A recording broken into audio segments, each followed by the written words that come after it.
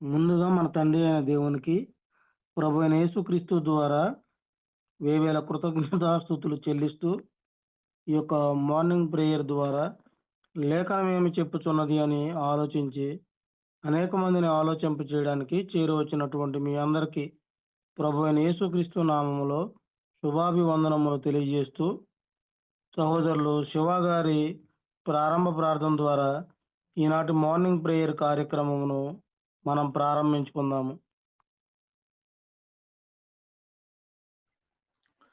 క్రీస్తు ప్రభు నామమున అందరికీ వందనాలు తెలియజేస్తున్నాను. తండ్రి అయిన దేవునికి కృతజ్ఞతాస్తుతులు చెల్లిస్తున్నాను. లేఖనమేమి చెప్పుచున్నది అనే ఈ మార్నింగ్ ప్రేయర్ను ప్రార్థన ద్వారా ప్రారంభించుకుందాం. మహాపరిశుద్ధుడైన తండ్రి, ప్రేమ కలిగిన మా దేవ, మీ యొక్క ఘనమైన శ్రేష్టమైన నామమునకు తండ్రి కృతజ్ఞతలు, మీకే స్తుతులు స్తోత్రములు తండ్రి. మా దేవా, మా తండ్రి, గడిచిన దినములన్నీయు మీ కృపలోను మీ దయలోను మమ్మల్ని అందరినీ కాచి కాపాడి భద్రపరిచి క్షేమంగా ఉంచారు దేవా. అందును బట్టి మీకే కృతజ్ఞతలు, మీకే స్తుతులు స్తోత్రములు చెల్లించుకుంటున్నాం తండ్రి. మా దేవా, మా తండ్రి, ఈ ఉదయకాల సమయంలో లేఖనమేమి చెప్పుచున్నది అనే కార్యక్రమం ద్వారా మేమందరం ఇలా కూడుకొనుటకు మీరిచ్చిన గొప్పైన భాగ్యాన్ని బట్టి తండ్రి మీకే కృతజ్ఞతలు, మీకే స్తుతులు స్తోత్రములు దేవా. మా దేవా, మా తండ్రి, ఈ యొక్క కార్యక్రమంలో పాటల ద్వారా వాక్య పఠనమందు వాక్య బోధయందు మీరే ఘనత మహిమ పొందుకొని ఉంటారని నమ్ముతున్నాం తండ్రి. మా దేవా, మా తండ్రి, ఇలాగున ఈ కార్యక్రమంలో మొత్తము మీకు మహిమకరంగాను కూడి వచ్చిన ప్రతి ఒక్కరికి దీవెనకరంగాను ఉండులాగా మీ కృప మా అందరిపై విస్తరింప చేయమని అడుగుతూ ఈ యొక్క ప్రార్థన విన్నపములు మనవులన్నీ మీ ప్రియకుమారుడు, మా రక్షకుడు, మా ప్రభు అయిన క్రీస్తు ప్రభు నామమున అడిగి వేడుకుంటూ ప్రార్థిస్తున్నాము మా పరమ తండ్రి. ఆమెన్.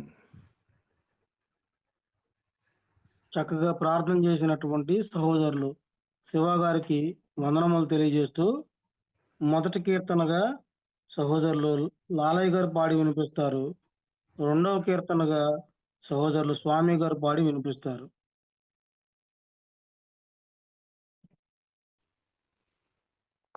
ఇప్పుడు వచ్చిన సహోదరులందరికీ కూడా క్రీస్తునామములో శుభాభివందనాలు తెలియజేస్తూ ఉన్నా. పాట పాడుకొని దేవుని మహిమ పరుద్దాం. నిలుపు మా దేవా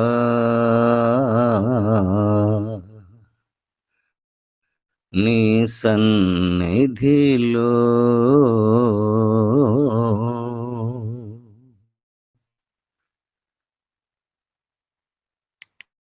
నీలో దేవా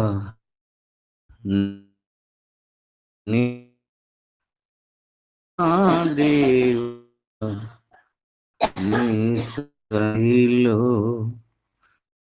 పవో మేఘయు నీవే ప్రభువా, ఆదియు అంతము నీవే దేవా, నిలుపు మా దేవా నీ సన్నిధిలో.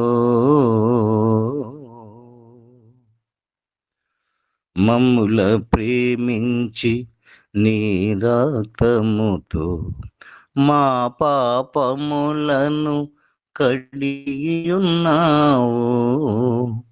మమ్ముల ప్రేమించి నీ రక్తముతో మా పాపములను కడిగియున్నావు. ఆది సంభూతుడా, ఆశ్చర్యకరుడా,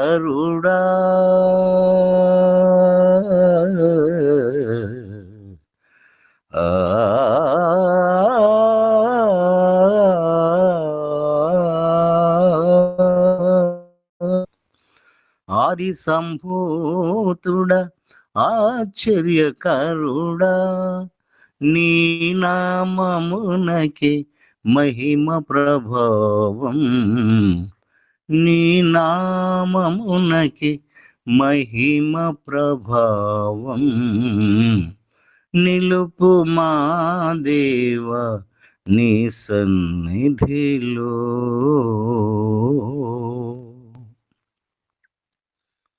మా రక్షకుడవు శక్తి గల దేవుడవు నీదు మహిమలో ఆనందముతో మా రక్షకుడవు శక్తి గల దేవుడవు నీదు మహిమలో ఆనందముతో పరిశుద్ధాత్మతో ప్రార్థన చేయుచు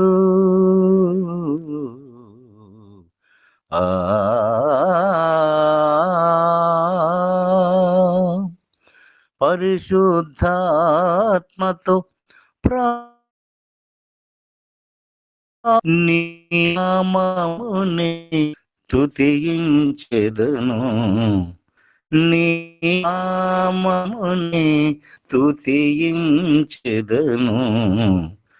నిలుపు మా దేవ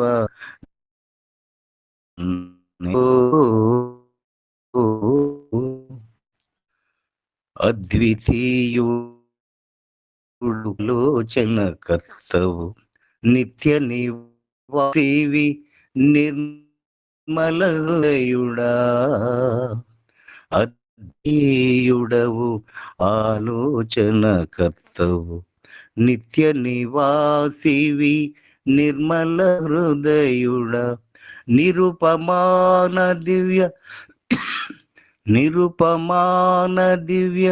తేజోమయుడా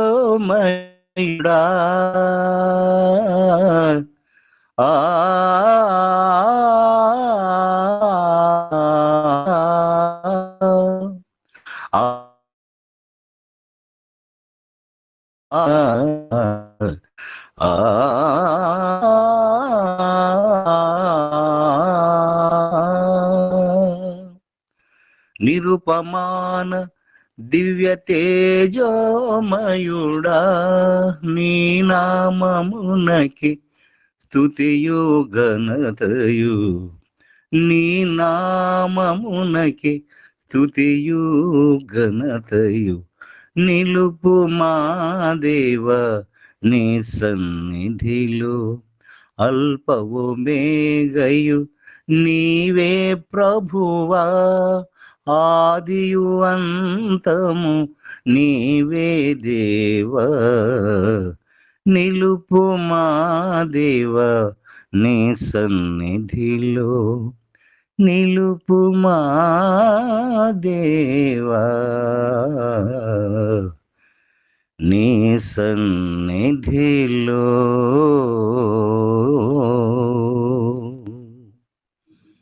వందనాలయ్యా అన్నాను. తండ్రి అయిన దేవునికి కృతజ్ఞతాస్తుతులు కూడి వచ్చిన మీ అందరికి యేసు ప్రభు నామములో వందనాలండి. లాలయ్య గారికి వందనాలు. సరే, ఎవని యొద్దకెళ్ళిదము ప్రభువా అని పాట పాడదాము. ఎవని యొద్దకెళ్ళెదము ప్రభువా, మేమెవని యొద్దకెళ్ళెదము ప్రభువా, ఎవని యొద్దకెళ్ళెదము ప్రభువా, మేమెవని యొద్దకెళ్ళెదము ప్రభువా. నిత్య జీవపు మాటల గలవాడా, జీవాధిపతివి జీవమునై ఉన్నవాడా. నిత్య జీవపు మాటల గలవాడా, జీవాధిపతివి జీవమునై ఉన్నవాడ. నిన్ను వీడి ఎవని యొద్దకెళ్ళెదమో ప్రభువా, మేమెవని యొద్దకెళ్ళెదమో ప్రభువా, ఎవని యొద్దకెళ్ళెదమో ప్రభువా, మేమెవని యొద్దకెళ్ళెదమో ప్రభువా. ఆది అందే ఉన్నవాడవు, ఆది అనంతమైన వాడవు, అందరికై వచ్చినావు, అందరిలో ఉన్నవాడవు. ఆది అందే ఉన్నవాడవు,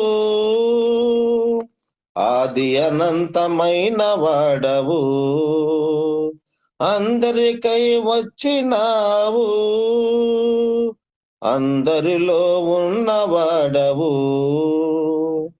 దేవుని యొద్దున్నవాడ దేవునితో సమానుడా, దేవుని యొద్దున్నవాడ దేవునితో సమానుడా, కుమారుడైన దేవుడా నీ కరుణ కోరి, కుమారుడైన దేవుడా నీ కరుణ కోరి, ఎవని యొద్దకెళ్ళెదమో ప్రభువా, మేమెవని యొద్దకెళ్ళెదమో ప్రభువా. ఎవని యొద్దకెళ్ళెదమో ప్రభువా, మేమెవని యొద్దకెళ్ళెదమో ప్రభువా. మార్గమై ఉన్నవాడవు, మమ్మును వెలిగించువాడవు, సత్యమై ఉన్నవాడవు, స్వతంత్రులుగా చేయువాడవు. మార్గమై ఉన్నవాడవు, మమ్మును వెలిగించువాడవు, సత్యమై ఉన్నవాడవు, స్వతంత్రులుగా చేయువాడవు. దేవునితో మమ్ములను సమాధాన పరచువాడా, దేవునితో మమ్ములను సమాధాన పరచువాడ, సమాధానకర్త నీ తండ్రిని చేరా, సమాధానకర్త నీ తండ్రిని చేరా. ఎవని యొద్దకెళ్ళెదమో ప్రభువా, మేమెవని యొద్దకెళ్ళెదమో ప్రభువా. ఎవని యొద్దకెళ్ళెదమో ప్రభువా, మేమవని యొద్దకెళ్ళెదమో ప్రభువా. సంగమును కట్టినవాడా, శిరసయ్యున్నవాడా, సంగమును ప్రేమించువాడా, ప్రాణమునే పెట్టినవాడా, సంగమును కట్టినవాడా, శిరసయ్యున్నవాడా, సంగమును ప్రేమించువాడా, ప్రాణమునే పెట్టినవాడా.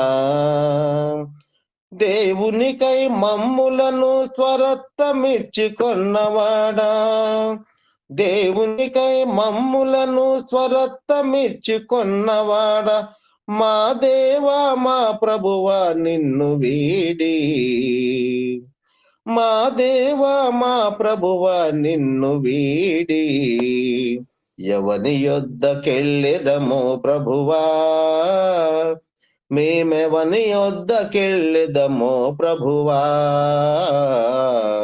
ఎవని యొద్దకెళ్ళెదమో ప్రభువా, మేమెవని యొద్దకెళ్ళెదమో ప్రభువా. క్రీస్తు నీది కాని సంగము నిన్ను చేరనే చేరలేదుగా, శిరసును వీడిన శరీరము బ్రతకలేదుగా. క్రీస్తు నీది కాని సంగము నిన్ను చేరనే చేరలేదుగా, శిరసును వీడిన శరీరము బ్రతకలేదుగా. నీ సంగము ద్వారానే తండ్రి మహిమ పొందును, నీ సంగము ద్వారానే తండ్రి మహిమ పొందును. నీకు వేరుగా మాకు బ్రతుకు లేదుగా, నీకు వేరుగా మాకు బ్రతుకు లేదుగా. ఎవని యొద్దకెళ్ళెదమో ప్రభువా, మేమెవని యొద్దకెళ్ళెదమో ప్రభువా, ఎవని యొద్దకెళ్ళెదమో ప్రభువా, మేమెవని యొద్దకెళ్ళెదమో ప్రభువా. నిత్య జీవపు మాటల గలవాడా, జీవాధిపతివి జీవమునై ఉన్నవాడా. నిత్య జీవపు మాటల గలవాడా, జీవాధిపతివి జీవమునై ఉన్నవాడ. నిన్ను వీడి ఎవని యొద్దకెళ్ళెదమో ప్రభువా, మేమెవని యొద్దకెళ్ళెదమో ప్రభువా. ఉన్నారండి. ఇప్పటి వరకు చక్కగా కీర్తనలు పాడి వినిపించినటువంటి సహోదరులు ఇరువురికి కూడా వందనములు తెలియజేస్తూ నిర్గమకాండము 22వ అధ్యాయము వాక్యపఠన భాగంలో చదువుకుందాము. సహోదరులు స్వామి గారు మొదటి 4 వచనములను చదివి వినిపిస్తారు. తర్వాత 5వ వచనం నుండి 13వ వచనం వరకు శ్రీకళ గారు చదువుతారు. 14వ వచనం నుండి 24వ వచనం వరకు సహోదరి జ్యోతి గారు చదువుతారు. 25వ వచనం నుండి చివరి వరకు నేను చదువుతాను. మరోసారి దేవుడు నాకు అవకాశం ఇచ్చినందుకు దేవునికి స్తుతులు. అవకాశం ఇచ్చిన వాళ్ళకి వందనాలండి. ఒకడు ఎద్దైనను గొర్రెనైనను దొంగిలించి దాన్ని అమ్మినను చంపినను ఆ ఎద్దుకు ప్రతిగా 5 ఎద్దులను, ఆ గొర్రెకు ప్రతిగా 4 గొర్రెలను ఇయ్యవలెను. దొంగ కన్నము వేయుచుండగా వాడు దొరికి చచ్చినట్లు కొట్టబడిన ఎడల అందువలన రక్తాపరాధము ఉండదు. సూర్యుడు ఉదయించిన తర్వాత వాని కొట్టిన ఎడల వానికి రక్తాపరాధము ఉండును. వాడు సరిగా సొమ్ము మరలా చెల్లింపవలెను. వారికేమియు లేకపోయిన ఎడల వాడు దొంగతనము చేసినందున అమ్మబడి వలెను. వాడు దొంగిలినది ఎద్దైనను గాడిద అయినను గొర్రె అయినను సరే, అది ప్రాణముతో వాని యొద్ద దొరికిన ఎడల రెండొంతులు చెల్లింపవలెను. ఒకడు చేనైనను ద్రాక్ష తోటైనను మేపుటకు తన పశువును విడిపించగా ఆ పశువు వేరుకుని చేను మేసినలా అతడు తన చేలలోనే మంచిది ద్రాక్ష తోటలోనే మంచిది దానికి ప్రతిగా ఇవ్వలను. అగ్ని రగిలి ముండ్ల కంపలు అంటుకుంటే వలన పంట కుప్పైను పంట పైరలను చేనైనను కాలిపోయినట్లా అగ్ని అంటించిన వాడు ఆ నష్టం నచ్చుకునవలను. ఒకడు సొమ్మైనను సామాన్యులను జాగ్రత్త పెట్టకు తన పొరుగువానికి అప్పగించినప్పుడు అది ఆ మనిషిని ఇంట నుండి తొలగింపబడి ఆ దొంగ దొరికిన వాడు దానికి 2 అంతలు అచ్చుకునవలను. ఆ దొంగ దొరకని ఎడల ఆ ఇంటి యజమాని తన పొరుగువాని పదార్థములు తీసుకునో లేదో పరిష్కారం ఒకటికే తన దేవుని యొద్దకు రావలను. ప్రతి విధమైన ద్రోహమును గూర్చి అనగా ఎద్దును గూర్చి, గాడిని గూర్చి, గొర్రెను గూర్చి, బట్టను గూర్చి పోయిన దాన్ని ఒకడు చూచి దీని ఆదని చెప్పిన దాన్ని గూర్చి ఆ ఇద్దరి వ్యాజ్యము దేవుని ఎదుగు తేబడవలను. దేవుడు ఎవరి మీద నేరం స్థాపించడో వాడు తన పొరుగువానికి 2 అంతలు అచ్చుకోవలను. ఒకడు గాడిదైన ఎద్దైనను గొర్రెనైనను మరి ఏ జంతువైనను కాపాటకు తన పొరుగువానికి అప్పగించిన మీదట అది చచ్చినను హాని పొందినను ఎవడను చూడకుండుగా తోలుకొని పోబడినను వాడు తన పొరుగువాని సొమ్ము తీసుకొని లేదంటకు యెహోవా ప్రమాణము వారి మధ్య ఉండవలెను. సొత్తుదాడు ఆ ప్రమాణమును అంగీకరింపవలెను.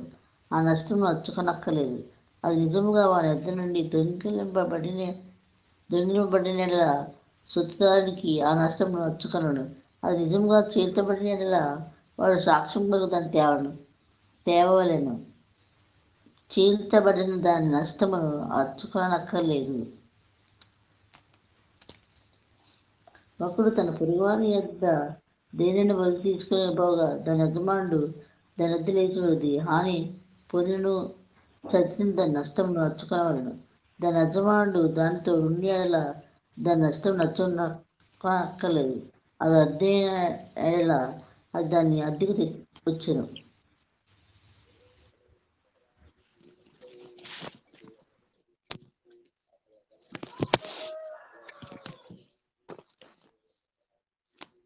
ఒకడు ప్రదానము చేయబడని ఒక కన్యను మరలకొల్పి ఆమెతో శయనించిన యెడల ఆమె నిమిత్తము ఓలి ఇచ్చి ఆమెను పెండ్లి చేసుకొనవలెను. ఆమె తండ్రి ఆమెను వానికి ఇయ్యనొల్లని యెడల వాడు కన్యకల ఓలి చొప్పున సొమ్ము చెల్లింపవలెను. శకునము చెప్పు దానిని బ్రతుకనీయకూడదు. మృగ సంయోగం చేయు ప్రతివాడు నిశ్చయముగా మరణశిక్ష నొందవలెను. యెహోవాకు మాత్రమే గాక వేరొక దేవునికి బలి అర్పించువాడు శాపగ్రస్తుడు. పరదేశిని విసిగింపవద్దు, బాధింపవద్దు. మీరు ఐగుప్తు దేశములో పరదేశులై ఉంటిరి గదా. విధవరాలనైనను దిక్కులేని పిల్లలనైనను బాధ పెట్టకూడదు. వారు నీ చేత ఏ విధంగానైనను బాధ నొంది నాకు మొరపెట్టిన యెడల నేను నిశ్చయముగా వారి మొరను విందును. నా కోపాగ్ని రగులుకొని మిమ్మును కత్తి చేత చంపించెదను. మీ భార్యలు విధవరాండ్రగులదురు. నీ పిల్లలు దిక్కులేని వారగుదురు. అందరికీ వందనాలండి. నా ప్రజలలో నీ యొద్ద నుండి ఒక బీదవానికి సొమ్ము అప్పిచ్చిన ఎడల వడ్డీకిచ్చు వాని వలె వాని ఎడల జరిగింపకూడదు, వానికి వడ్డీ కట్టకూడదు. నీవు ఎప్పుడైనా నీ పొరుగువాని వస్త్రమును కుదువగా తీసుకుని ఎడల సూర్యుడు అస్తమించు వేళకు అది వానికి మరలా అప్పగించుము. వాడు కప్పుకొనున్నది అదే, అది వాని దేహమునకు వస్త్రము. వాడు మరి ఏమి కప్పుకొని పండుకొనును? నేను దయగలవాడను, వాడు నాకు మొర్ర పెట్టిన యెడల నేను విందును. నీవు దేవుని నిందింపకూడదు, నీ ప్రజల్లోనే అధికారిని శపించకూడదు. నీ మొదటి సస్య ద్రవ్యములను అర్పింప తడువు చేయకూడదు. నీ కుమారులలో జ్యేష్ఠుని నాకు అర్పింపవలెను. అట్లే నీ ఎద్దులను నీ గొర్రెలను అర్పింపవలెను. 7 దినములు అది దాని తల్లి యొద్ద ఉండవలెను. 8వ దినమున దానిని నాకియ్యవలెను. మీరు నాకు ప్రతిష్ఠింపబడిన వారు గనుక పొలములో చీల్చబడిన మాంసమును తినక కుక్కలకు దాన్ని పారవేయవలెను. ఇప్పటి వరకు ఈ యొక్క 22వ అధ్యాయం అంతటినీ కూడా చదివి వినిపించిన సహోదరులకు వందనములు తెలియజేస్తూ, సహోదరులు అనిల్ గారు ఈ యొక్క అధ్యాయం అంతటినీ కూడా చక్కగా వివరించవలసిందిగా కోరుకుంటూ ప్రేమతో ఆహ్వానిస్తున్నాము. తండ్రి అయిన దేవునికి కృతజ్ఞతాస్తుతులు. కూడి వచ్చిన సహోదరి సహోదరులకు మన ప్రభువును రక్షకుడునైన యేసుక్రీస్తు నామమున వందనాలు తెలియజేస్తూ ఉన్నాను. మనము నిర్గమాకాండము 22వ అధ్యాయాన్ని పరిశీలన చేస్తూ ఉన్నాం.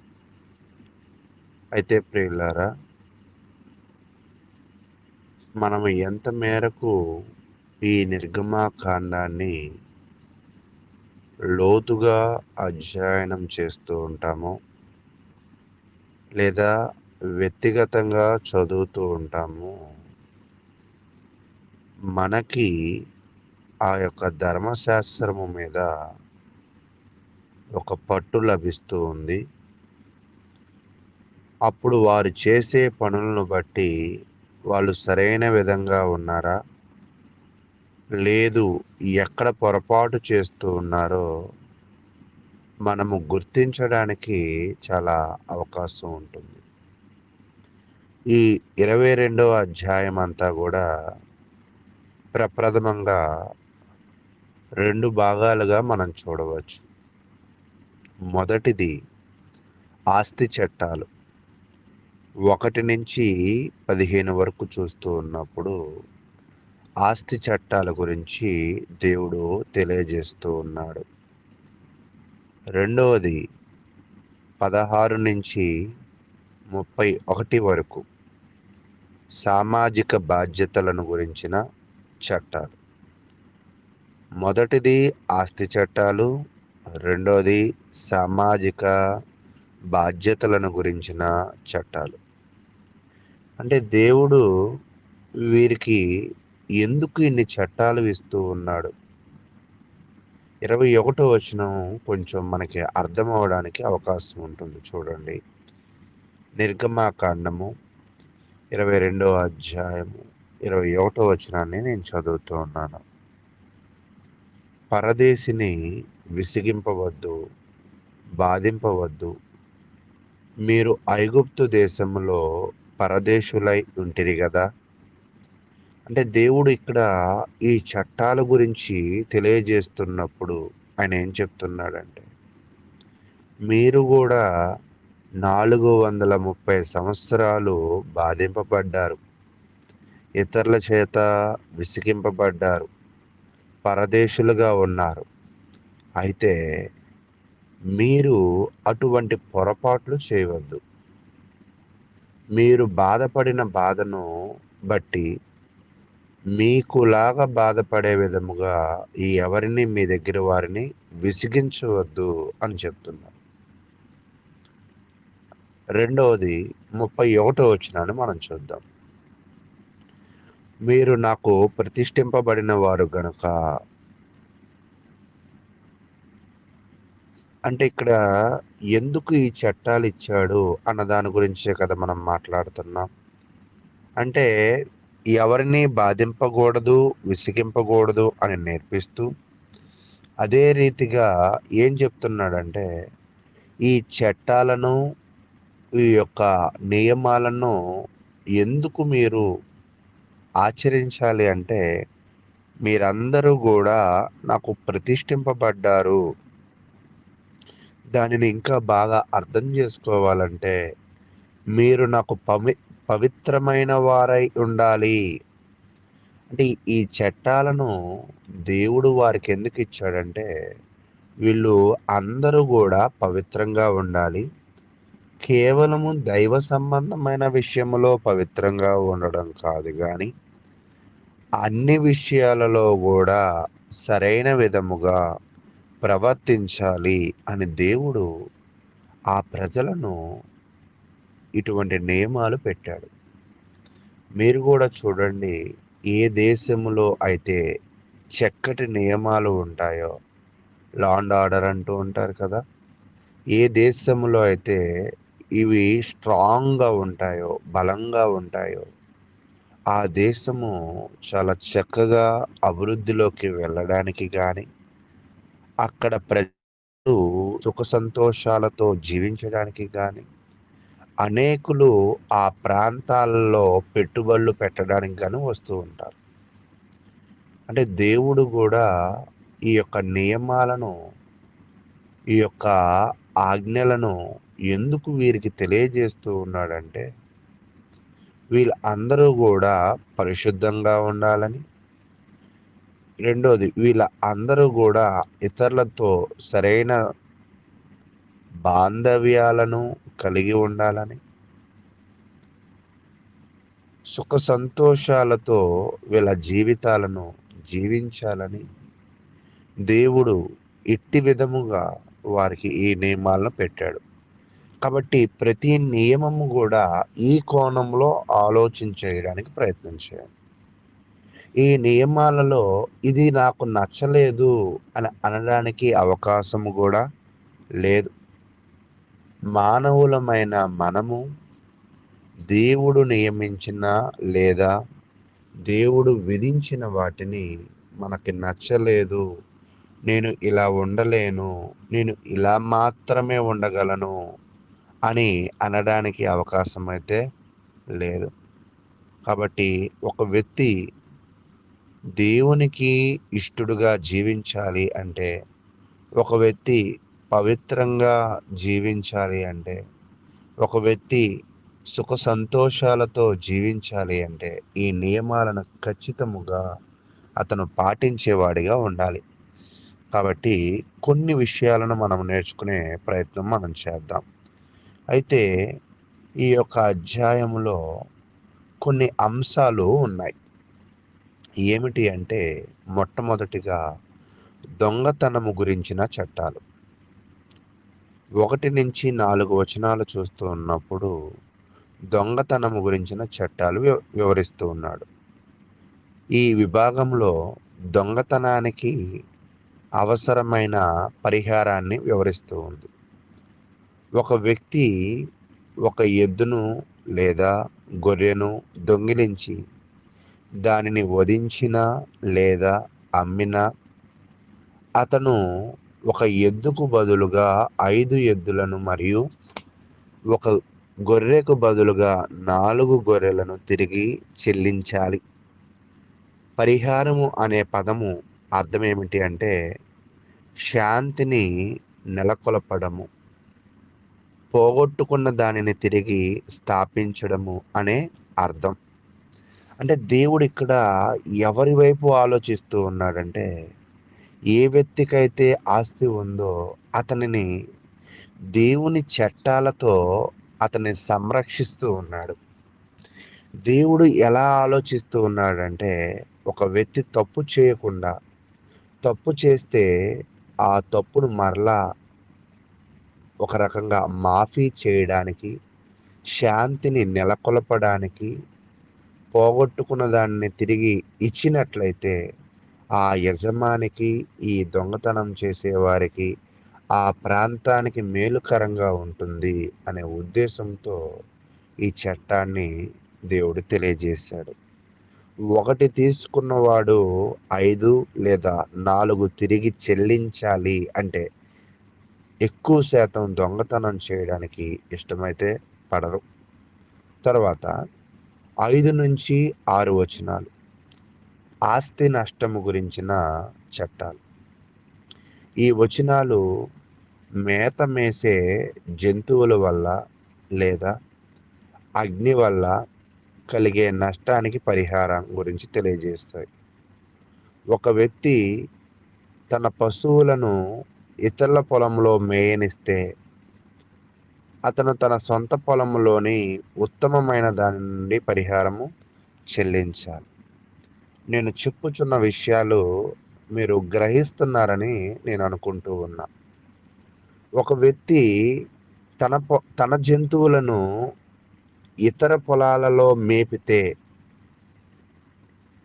అది ఎంత ప్రమాదమో, ఎంత నష్టాన్ని చెల్లించాలో దేవుడు ఇక్కడ తెలియజేస్తూ ఉన్నాడు. అయితే దానిని పరిహారము అని అంటున్నాడు. పరిహారము అంటే హీబ్రూ పదంలో షాలేం అంటే శాంతిని నెలకొల్పడము అనే అర్థం. తర్వాత భద్రపరచడం గురించిన చట్టాలు. 7 నుంచి 13 వచనాలు చూస్తూ ఉన్నప్పుడు భద్రపరిచే చట్టాలను కూడా దేవుడు తెలియజేస్తూ ఉన్నాడు. ఈ విభాగము భద్రపరచడానికి అప్పగించిన వస్తువుల గురించి వివరిస్తుంది. ఒక వస్తువు దొంగిలించబడితే దొంగ రెట్టింపు చెల్లించాలి. దొంగ దొరకకపోతే పొరుగువారి ఆస్తిని తాను తీసుకున్నాడో లేదో నిర్ధారించుకోవడానికి ఇంటి యజమాని న్యాయాధిపతుల ముందు హాజరు కావాలి. అంటే ఒక వ్యక్తి తనకు కలిగి ఉన్న ఆస్తిని పోగొట్టుకుంటే, దొంగ ఎవరో తెలియకపోతే తను న్యాయాధిపతుల ముందు వెళ్ళి నిలబడి తన ఆస్తి గురించి విచారణ చేసుకోవడానికి అవకాశం దేవుడు ఇస్తూ ఉన్నాడు. తర్వాత అప్పుగా తీసుకోవడము మరియు ఇవ్వడము గురించిన చట్టాలు. 14-15 వచనాలు దీని గురించి తెలియజేస్తూ ఉన్నాయి. ఈ చట్టాలు జంతువును అప్పుగా తీసుకున్న వ్యక్తి యొక్క బాధ్యతను వివరిస్తాయి. యజమాని పర్యవేక్షణలో లేనప్పుడు ఆ జంతువునకు గాయమైనను చనిపోయినను అప్పు తీసుకున్న వ్యక్తి పరిహారము చెల్లించాలి. అంటే ఏ వస్తువు అయితే మనం అప్పుగా తెచ్చుకుంటామో దానికి ఒకవేళ నష్టము జరిగితే ఖచ్చితంగా దానికి పరిహారం అనేది మనము చెల్లించాలి అని దేవుని వాక్యము తెలియజేస్తుంది. తదుపరి మోసము గురించిన చట్టాలు. ఒక స్త్రీ వివాహము కాకముందు ఏ పురుషుడైనా తనని మోసము చేస్తే అతను పెళ్లి ధరను చెల్లించి ఆమెను వివాహం చేసుకోవాలి. ఒకవేళ ఆ వివాహము ఆ పెళ్లి కూతురు తండ్రికి ఇష్టము లేకపోతే ఆ పురుషుడు పెళ్లి ధర చెల్లించాలి. పెళ్లి చేసుకోవాలి లేదా పెళ్లి ధరను చెల్లించాలి అని తెలియజేస్తున్నాడు. తదుపరి అంటే మంత్రగాళ్ళు పశు సంభోగముల పైన నిషేధం. దేవుడు కొన్నిటిని ఆ జాతి వారిలో ఆ దేశపు ప్రజలకి కొన్ని నిషేధాలు విధించాడు. ఏంటంటే మంత్రాలను మాంత్రిక విద్యలను అభ్యసించిన వారిని పశు సంభోగాన్ని ఖచ్చితంగా నిషేధిస్తున్నారు. ఇలా మాంత్రిత్వము పశు సంభోగము చేసే వారికి ఖచ్చితంగా శిక్ష విధింపబడుతుంది.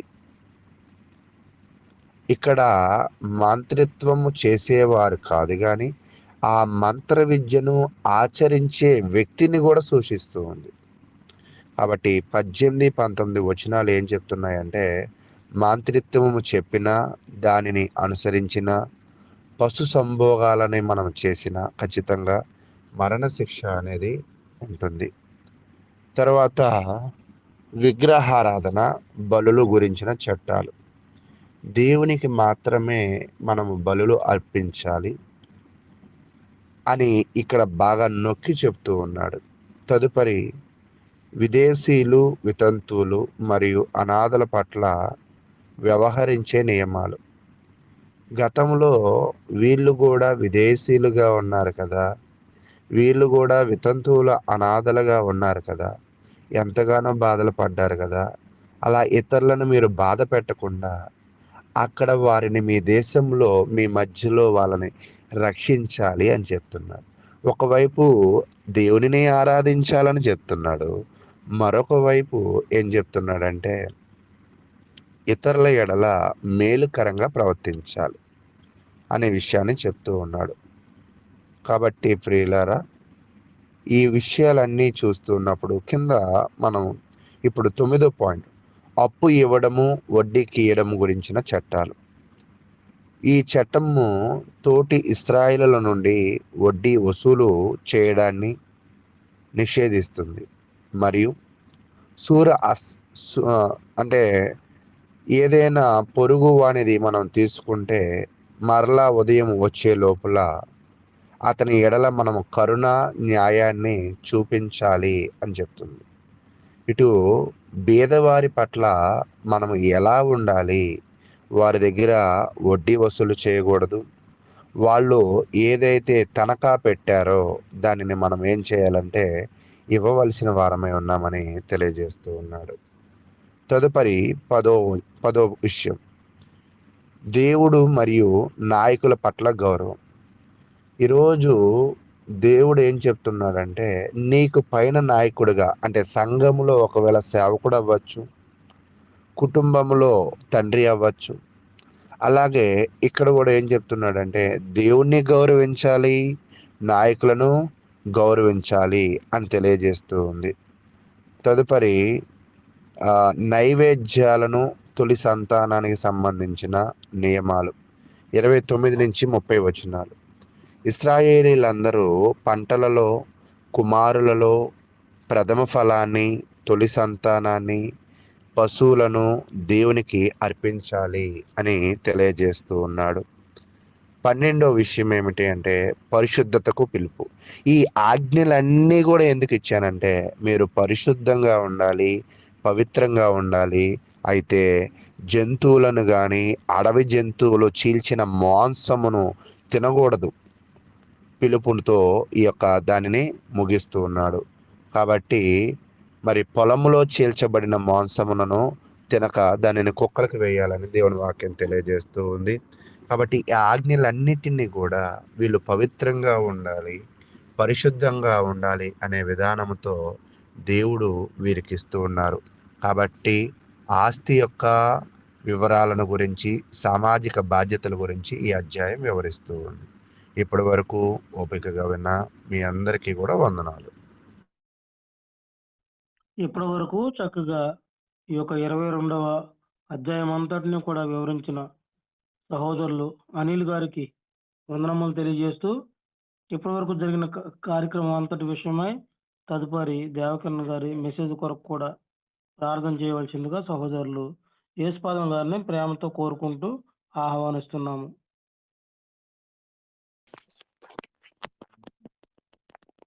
మంచిదండి, ప్రార్థన చేసుకుందామండి. ప్రార్థన. మమ్మల్ని మిక్కిలిగా ప్రేమించిన ప్రియ పరలోకపు తండ్రి, మీ ఘనమైన, ఉన్నతమైన, శ్రేష్టమైన, మహోన్నతమైన నామానికి మీ ప్రియకుమారుడును మా ప్రభువును రక్షకుడైన యేసుక్రీస్తు నామంలో మీకు స్తుతులు, స్తోత్రములు, కృతజ్ఞతలు తండ్రి. మమ్మల్ని ప్రేమించి ఉదయకాలంలో మరియు సుఖమైన రాత్రంతా సుఖమైన నిద్ర దయచేసి ఉదయకాలంలో లేచి మీ నామాన్ని స్తుతించటానికి, మహిమపరచటానికి మంచి గాత్రాలు మాకు ఇచ్చారు తండ్రి. అలాగే మీ యొక్క పరిశుద్ధ గ్రంథాన్ని మేము ధ్యానించటానికి ఆయన మాకు అవకాశాన్ని ఇచ్చారు. అలాగే మీ యొక్క దాసులు, మీ యొక్క పనివారి ద్వారా నిర్గమాకాండంలో ఉన్నటువంటి విషయాలు, మరి మీ యొక్క ప్రజలైన ఇశ్రాయేలీలకి మరి ఆజ్ఞని సవరిస్తూ కొన్ని నియమ నిబంధనలు, ఖచ్చితమైన నియమ నిబంధనలు పాటించాలనేటువంటి విషయాలు తెలియజేస్తూ, మరి నేటి క్రైస్తవులైనటువంటి మాకు కూడా మరి దృష్టాంతరంగా మీరు చెప్పినటువంటి ఆ విషయాలు మాకు బుద్ధి బోధ కలగటానికి విషయాలు మాకు తెలియజేశారు తండ్రి. అందును బట్టి మీ కృతజ్ఞతలు. అలాగే మీ యొక్క దాసులు మరి దేవకిరణ గారు మరి క్రీస్తు యొక్క దేవత్వాన్ని గురించి మరి మాకు తెలియజేస్తూ వస్తున్నారు తండ్రి. మరి ఈరోజు ఏమైతే వారు సిద్ధం చేసుకొని మీ యొక్క ప్రజలైనటువంటి మాకు అందియాలని ఆయన ఆలోచన కలిగి ఉన్నాడో, మరి సిద్ధపరచుకున్నటువంటి విషయాలను మరి సందర్భానుసారంగా బోధించడానికి మంచి జ్ఞాపశక్తిని మీ దాసులకు దయచేయమని కోరుకుంటూ, వినుస్తున్నటువంటి మాకు కూడా గ్రహించేటువంటి మనసును, శ్రద్ధను, ఆసక్తిని మాకును దయచేయమని కోరుకుంటూ, ఈ మనవులు మీ ప్రియకుమారుడును మా ప్రభువును రక్షకుడైన యేసుక్రీస్తు నామంలో ఈ మనవులన్నీ అడిగి వేడుకొనుస్తున్నాం ప్రియ పరలోకపు తండ్రి. ఆమేన్. చక్కగా ప్రార్థన చేసినటువంటి సహోదరులు యేసుపాదం గారికి వందనములు తెలియజేస్తూ, దేవకర్ణ గారు వారికి ఇవ్వబడినటువంటి సమయం అంతటిని కూడా సంపూర్ణంగా వినియోగించుకోవాలని కోరుకుంటూ ప్రేమతో ఆహ్వానిస్తున్నాము. మహాపరిశుద్ధుడైన మన తండ్రైన దేవుడికి నా హృదయపూర్వకమైన కృతజ్ఞతాస్తుతులు చెల్లిస్తూ ఉన్నాను. అలాగే ఆసక్తి కలిగి దేవుని మాటలు వినుటకు సిద్ధంగా ఉన్న నా ప్రియ సహోదరి సహోదరులందరికీ కూడా నా హృదయపూర్వకమైన వందనములు తెలియజేస్తూ ఉన్నాను. ప్రియులారా, గడచిన దినము మనము ద డైటీ ఆఫ్ క్రీస్తు ప్రభు యొక్క దైవత్వమును గూర్చి కొన్ని విషయాలు మనము ధ్యానించాం. అందులో ఆయన గురించి ముందుగా చెప్పబడిన ప్రవచన సంబంధమైన మాటలు, రెండవది దైవికమైన పేర్లు, మూడవది ఆయన దేవుని కుమారుడు అని పిలువబడ్డాడు అని చెప్పుకున్నాం. ఆ తర్వాత నాలుగవదిగా మనము డివైన్ ఈక్వాలిటీ, దైవత్వపు సమానత్వం గురించి చెప్పుకున్నాము. ఆ తర్వాత దైవత్వపు సంబంధాన్ని గురించి కూడా మనం చెప్పుకున్నాం. ఇది నిన్నటి పాఠంలో మనం చెప్పుకున్న విషయాలు. ఈరోజు మనము దైవత్వపు ఆరాధన గురించి మనం చెప్పుకోబోతున్నాం. Divine worship. ఈ డివైన్ వర్షిప్ అనే మాట మనం జాగ్రత్తగా గమనించితే, డివినిటీ ఉన్న వ్యక్తి అంటే దైవత్వం ఉన్న వ్యక్తి మాత్రమే ఆరాధనకు అర్హుడు, ఆరాధనకు పాత్రుడు, ఆరాధన పొందతగినవాడు, లేక ఆరాధనకు యోగ్యుడు. ఈ భూమి మీద ఆరాధన స్వీకరించిన వ్యక్తులను మనము జాగ్రత్తగా గమనించితే బైబిల్ మనకు స్పష్టంగా తెలియజేస్తుంది. అందులో మనము ఈరోజు ధ్యానిస్తూ ఉన్న ఈ క్రీస్తు దైవత్వము అనే అంశంలో మనము యేసుక్రీస్తు వారి యొక్క దైవత్వపు లక్షణాల్లో ఆయన దేవుడు అని చెప్పుటకు ఆయన ఆరాధనను అంగీకరించినట్లుగా, ఆరాధన స్వీకరించినట్లుగా దేవుని వాక్యం మనకు తెలియజేస్తా ఉంది. దేవుని వాక్యాన్ని మనం పరిశీలన చేసినట్లయితే ఆరాధన అది దేవునికి మాత్రమే సంబంధించింది. క్రీస్తు నిజమైన ఆరాధనకు పాత్రుడుగా ఆరాధన ఆయన స్వీకరించాడు. కాబట్టి యేసుక్రీస్తు వారు దేవుడు అని చెప్పుటకు ఒక గొప్ప ఆధారం ఇక్కడ మనకి కనపడతా ఉంది. అంటే దేవుడు అనే మాటలోనే ఆరాధనకు పాత్రుడు అనే మాట ఇంక్లూడ్ అయి ఉంది, అంటే లీనమై ఉంది. కనుక ప్రత్యేకంగా దేవుడు అని మనం అంగీకరించినప్పుడు ఆయన్ని ఆరాధించవచ్చా, లేక ఇంక ఇలాంటివేవి కూడా మనం తర్కించాల్సిన అవసరం లేదు. కనుక ఒక వ్యక్తి ఒక రాష్ట్ర ముఖ్యమంత్రి అని పిలిచినప్పుడు ఆయన ఏవి పొందాలో, ఏవి పొందగలడో, ఏవి చేయగలడో అవన్నీ కూడా ముఖ్యమంత్రి అనే పదం లోపల దాగి ఉన్నాయి. ముఖ్యమంత్రి అనే పదము బాహ్య సంబంధమైనది అయినప్పటికీ లోపల, అంటే ఆ పదము లోపల ఉన్నవన్నీ కూడా, ఆ పదానికి సంబంధించిన అధికారాలు కానీ, ఘనత కానీ, గౌరవ మర్యాదలు కానీ ఆయన స్థాయిలో పొందటానికి ఆయన అర్హుడు అని ఆ మాట తెలియజేస్తూ ఉంది. అంటే ఒక ముఖ్యమంత్రికి సంబంధించిన ప్రతిదీ కూడా ఆ ఒక్క మాట వెనకాల దాగున్నాయి. కనుక ముఖ్యమంత్రి గారిని సన్మానించవచ్చా, ముఖ్యమంత్రి గారికి పూలదండ వేయొచ్చా, ముఖ్యమంత్రి గారికి సెక్యూరిటీ పెట్టవచ్చా, ఇలాంటి ప్రశ్నలన్నీ అక్కర్లేదు. ఎందుకంటే ఆల్రెడీ ఆ పదము వెనకాల అవన్నీ ఉన్నాయి. కానీ ఒక ముఖ్యమంత్రి అనే పదానికి సంబంధించి ఆయన పరిపాలన, ఆయన గౌరవ మర్యాదలు, వీటిని గురించి మనం చర్చించం. ఏవి చేసినా చూస్తూనే ఉంటాం. కానీ దేవుడు అని పిలువబట్టుకు అర్హత కలిగిన ఒక వ్యక్తిని ఈయనకి ఇది చేయొచ్చా, అది చేయొచ్చా అని మనం తర్జన పడటం అనేది ఈనాడు క్రైస్తవ అజ్ఞానానికి ఒక నిదర్శనంగా మనం భావించవచ్చు. కనుక ఇది మనం చాలా జాగ్రత్తగా గమనించాలి. కనుక మనం ఈరోజు దేవుని యొక్క వాక్యాన్ని పరిశీలన చేసినట్లయితే క్రీస్తు ప్రభు వారి యొక్క దైవత్వంలో ఆరాధన అనేది ఒక ప్రముఖ పాత్ర. ఆయన ఆరాధనను స్వీకరించాడు, ఆరాధనను తృణీకరించలేదు, ఆరాధించబడ్డాడు. వచ్చిన భాగాలు మనం చదువుకుందాం. మొట్టమొదటిగా మత్తయి సువార్త 2వ అధ్యాయం. మత్తయి సువార్త 2వ అధ్యాయం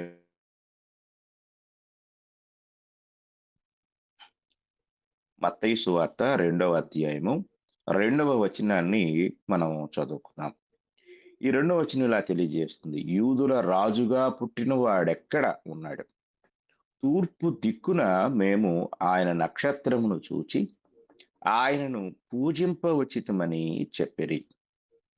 ఇక్కడ ఇంగ్లీషు భాషలో ఈ మాట ఏం కనపడుతుందంటే, చివరిగా ఉన్నమాట ఆయనను పూజింపవచ్చితిమి అని చెప్పినప్పుడు and are come to worship him అన్నారు ఇంగ్లీష్లో.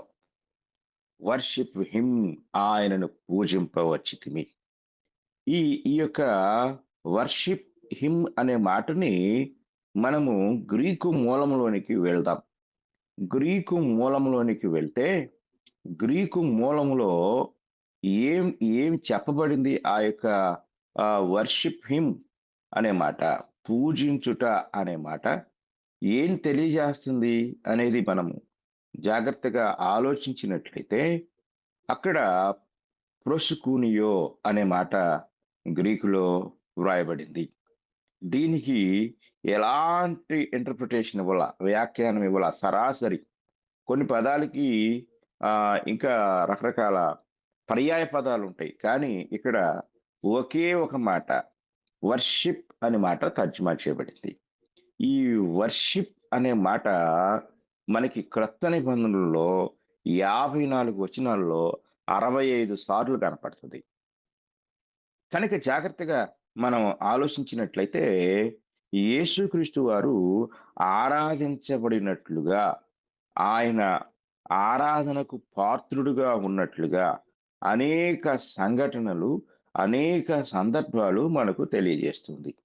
ఇందులో మత్తయి సువార్తలోనే మనకు సుమారుగా 13 పర్యాయాలు ఈ మాట ఉపయోగించబడింది. అత్యధికంగా ప్రకటన గ్రంథంలో 27 సార్లు ఆరాధన అనే మాట, నమస్కరించిరి అనే మాట, అంటే ఆరాధనకు లోపల, అంటే ఆరాధనలో జరిగే కార్యక్రమాలు, పూజించుట, నమస్కరించుట, మ్రొక్కుట, సాగిలపడుట, ముద్దు పెట్టుకొనుట, ఇవన్నీ ఆరాధన జరిగించుటకు లేక ఆరాధన తెలియచేయుటకు చేసిన పనులు.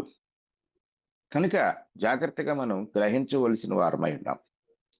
కనుక దేవుని యొక్క వాక్యాన్ని మనం పరిశీలించినట్లయితే ఈ తెలుగు భాషలో పూజించుట అనే మాట మనకి ఇంగ్లీష్ భాషలో వర్షిప్ అని రాయబడితే, ఆ మాటకు తెలుగులో మనం అర్థాన్ని చూసినప్పుడు ఆరాధించుట అని మనం చూడగలం. కనుక ఆరాధన అనే మాట లేక యేసుక్రీస్తు వారిని వారు ఆరాధించుటకు వచ్చినట్లుగా మనం ఈ యొక్క వచనంలో చూడగలం. అక్కడే 11వ వచనం కూడా, అంటే మత్తయి సువార్త 2వ అధ్యాయము 11వ వచనం కూడా చూస్తే, తల్లి అయిన మరియను ఆ శిశువును చూచి సాగిలపడి ఆయనను పూజించి. ఇక్కడ ఎంత స్పష్టతను పరిశుద్ధాత్ముడు ఇక్కడ మరి కలిగి ఉన్నారంటే, తల్లి అయిన మరియను ఆ శిశువును చూచి మరలా ఆ తర్వాత సాగిలపడి ఆయనను పూజించి.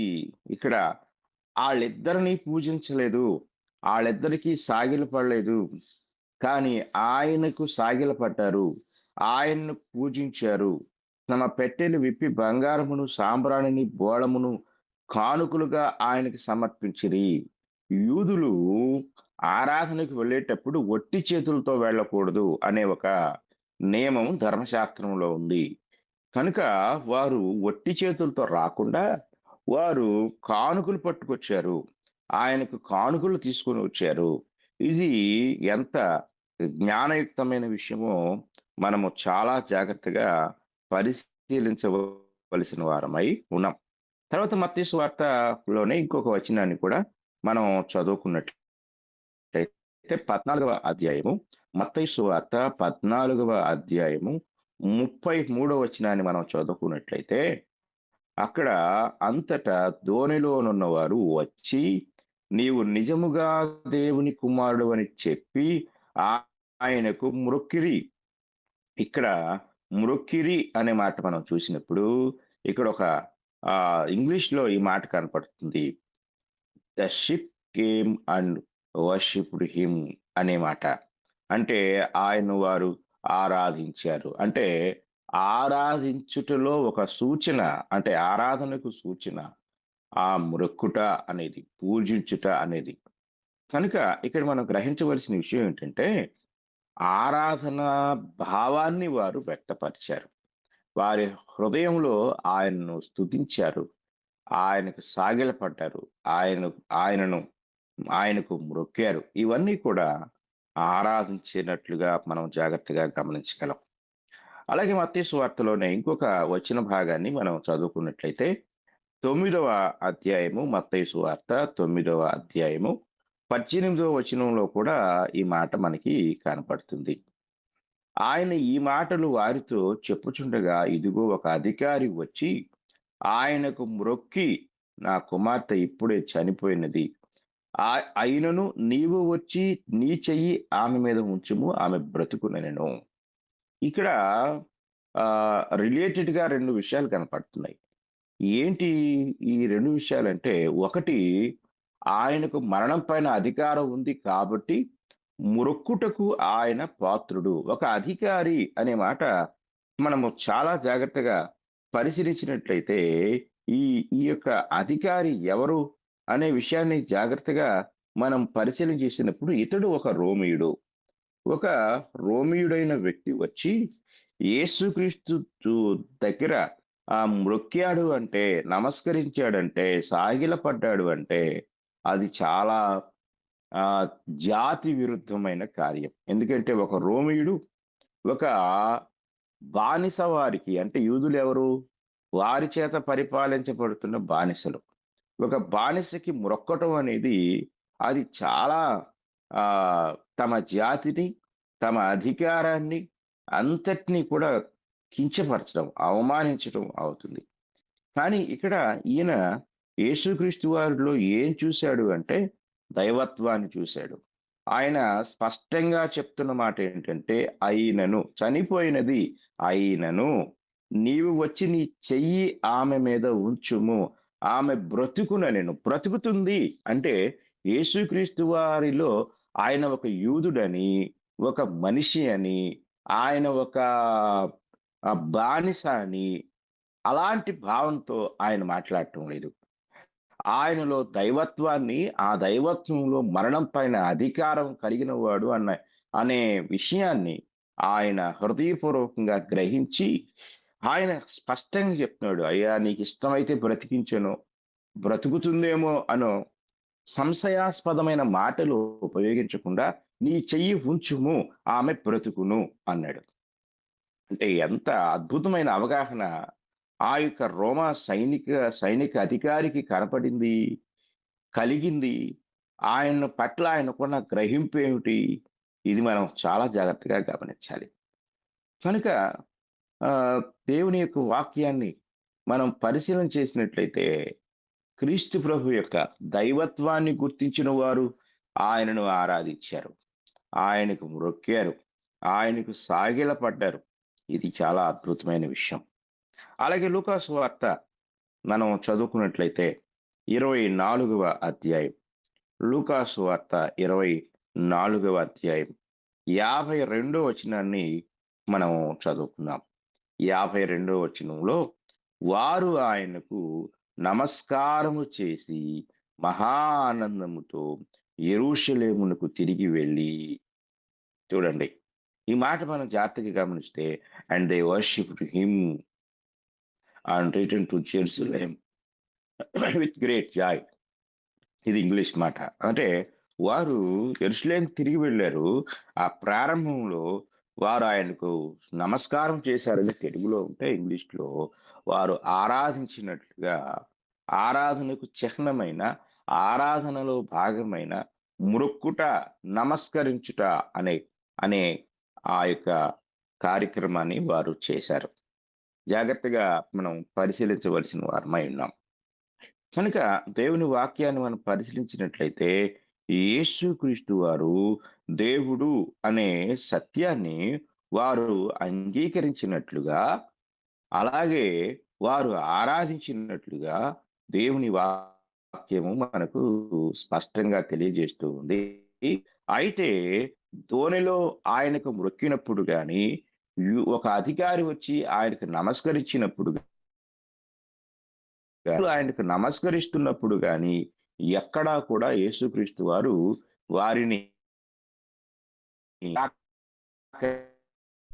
చాలా మంది ఉంటారంటే, యేసులో 4వ అధ్యాయంలో ఆయన అన్నాడు, తను ఆరాధించు కాలము తను ఆరాధించువారు అట్టివారు కావాలని కోరుతున్నాడు అనే విధానాన్ని గురించి చెప్పినప్పుడు అలాంటి ఒక స్పష్టమైన డిక్లరేషన్ అనేది ఇచ్చిన తరువాత ఎక్కడా కూడా ఆయన ఆరాధనను అంగీకరించకూడదు, తిరస్కరించాలి. పలుమార్లు మనుషులు ఆరాధనను తిరస్కరించారు.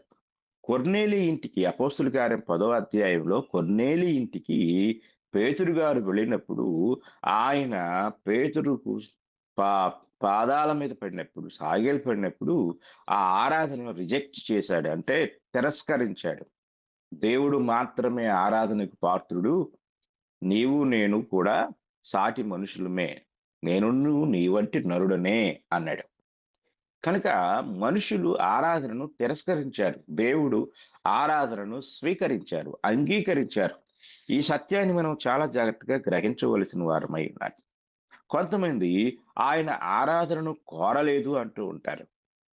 ఆయన ఆరాధనను కోరకపోతే ఆరాధనను ఎందుకు తిరస్కరించలేదు అనేది మనం ఆలోచించాలి. ఇది 1-2 సార్లు అనుకోకుండా జరిగిన సంఘటన కాదు, కానీ వారు అనేక సార్లు ఆయనను తిరస్కరించినట్లుగా వారు చూస్తూ ఉంటారు, మాట్లాడుతూ ఉంటారు. యేసు ప్రభు ఎక్కడ తిరస్కరించలేదు. కొందరు ఆయనను కేవలము రాజుగా మాత్రమే ఆయనకు మ్రొక్కారు అని మాట్లాడుతూ దీనిని గురించి వ్యాఖ్యానించడం జరిగింది. ఒకవేళ రాజు అయితే ఒక రోమియుడు కైసరుకు తప్ప ఎవరికీ కూడా నమస్కరించడు, అది అతనికి ప్రాణాంతకం. అంటే రోమా చట్టాల ప్రకారము రోమా చక్రవర్తికి కాక ఇంకెవరికైనా సరే అతడు నమస్కరించినట్లయితే, అంటే రాజుగా అనే ఉద్దేశంతో ప్రభువుగా అతన్ని అంగీకరించినట్లయితే అతని తల నరకబడుతుంది. ఇక్కడ ఒకవేళ ఆయన చుట్టూ ఉన్న సైనికులు కానీ ఎవరైనా వెళ్ళి రాజుకి మన జాతి విరుద్ధంగా ఇతడు ఒక యూదునికి మ్రొక్కాడు అని చెప్పే అవకాశం కూడా ఉంటుంది. కానీ ఆయన రాజుగా యేసుప్రభుని అంగీకరించలేదు, కానీ దేవునిగా యేసుప్రభుని అంగీకరించాడు. దేవునిగా యేసుప్రభు వారికి ఆయన ఆరాధించాడు, మ్రొక్కాడు. ఇది చాలా జాగ్రత్తగా మనం గ్రహించవలసిన వారమై ఉన్నాం. చాలా మంది ఆయనను, అంటే యూదులు కూడా ఆయన రాజుగానే మ్రొక్కారు అని అనుకుంటూ ఉంటారు. కానీ మనము గమనించినట్లయితే రాజు అంటే ప్రభువు, ఆయన అభిషేకించబడిన రాజు, పరలోకం నుండి అభిషేకించబడి పంపబడవలసిన రాజు అయి ఉన్నాడు. అతడే మెస్సియా. యేసుక్రీస్తు వారిని యూదులు మెస్సియాగా అంగీకరించితే ఆయన్ని సిలువ వేసి ఉండేవారు కాదు. అది పేతురు అపోస్తుల కార్యం 2వ అధ్యాయంలో అదే చెప్తాడు. మీరు మీ అధికారులు పొరపాటు చేశారు, మీరు తెలియక చేశారు, మీరు నీతిమంతుడైన వారిని నిరాకరించి ఒక బందిపోటు దొంగని విడుదల చేయమని కోరారు అని పేతురు అపోస్తుల కార్యం 2వ అధ్యాయంలో తన సుదీర్ఘ ప్రసంగంలో యేసు ప్రభువును నిరాకరించిన యూదుల పట్ల, యేసు ప్రభు పట్ల యూదులకున్న అభిప్రాయాలన్నీ అక్కడ చెప్పాడు. కాబట్టి ఏనాడు కూడా యూదులు యేసును క్రీస్తుగా, లేక మెస్సియాగా, లేక ప్రభువుగా, లేక రాజుగా అంగీకరించలేదు. ఆఖరికి అంతిమ విచారణలో పిలాతు ఎదుట ఉన్నప్పుడు పిలాతు ఆయనతో మాట్లాడుతూ ఆయన్ను విచారిస్తూ ఉన్నప్పుడు వారు సిలువ వేయమని కేకలు వేసినప్పుడు యేసుక్రీస్తు వారిని చూసి ఆయన వారితో మాట్లాడుతున్నాడు. అంటే పిలాతును విచారిస్తూ ఉన్నాడు. పిలాతును విచారిస్తూ నీవు యూదుల రాజువా అని ఆయన అడిగాడు. రాజువా అన్నప్పుడు ఆ ప్రభు ఎవరంటే నీవు అన్నట్టే అన్నాడు. నీవు అన్నట్టే అని చెప్పినప్పుడు నీ రాజ్యం అయితే, వెంటనే యేసు ప్రభు అన్నాడు నీవు అన్నట్టే అని చెప్పి, అయితే నా రాజ్యం ఈ లోక సంబంధమైనది కాదు అని చెప్పి యేసు ప్రభు వారు అంగీకరించారు. అప్పుడు ఆ పిలాతు యేసు ప్రభు వైపు చూస్తూ ఆయన మరలా తన యొక్క అంటే తన ముందున్న యూదుల అధికారులను లేక పెద్దలను యావత్ యూదా జాతిని ఉద్దేశించి యోహాను సువార్త 19వ అధ్యాయం ఇలాగన్నాడు. అందుకు వారు ఇతనిని సంహరించుము, సిలువ వేయము అని కేకలు వేసిరి. పిలాతు, మీ రాజును సిలువ వేయుదునా అని వారిని అడుగగా,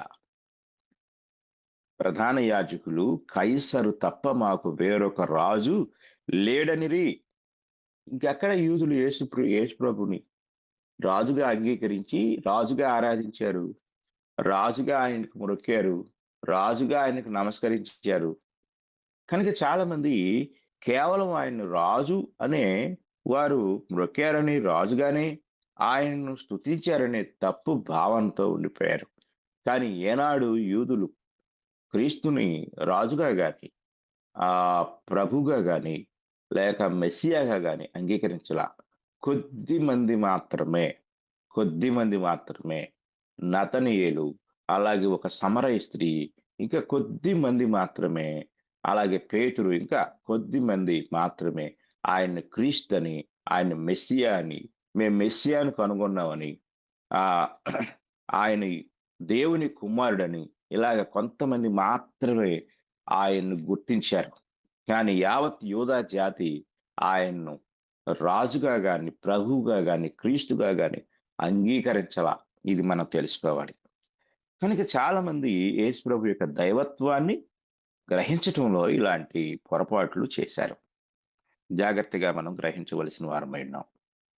అలాగే హెబ్రీయులకు రాసిన పత్రిక మనం వెళ్దాం. హెబ్రీయులకు రాసిన పత్రిక 1వ అధ్యాయాన్ని మనం చదువుకుందాం. 1వ అధ్యాయము 6వ వచనంలో ఒక మాట కనపడుతుంది. మరియు ఆయన భూలోకమునకు ఆది సంభూతిని మరలా రప్పించినప్పుడు దేవుని దూతలందరూ ఆయనకు నమస్కారము చేయవలనని చెప్పుచున్నాడు. క్రీస్తు ప్రభు యొక్క 2వ రాకడ.